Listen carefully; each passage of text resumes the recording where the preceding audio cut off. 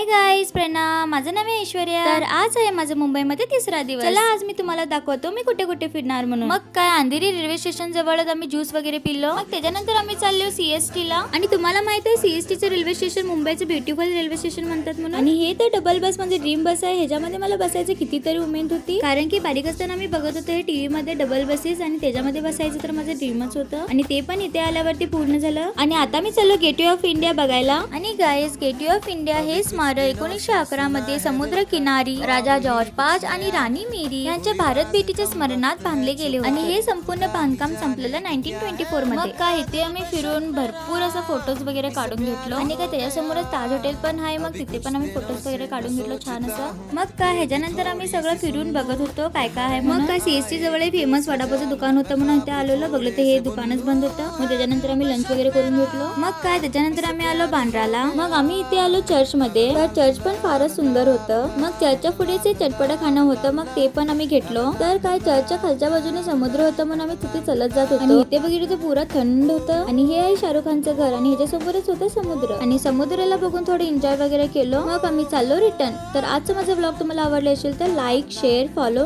नक्की करून चला. Bye bye.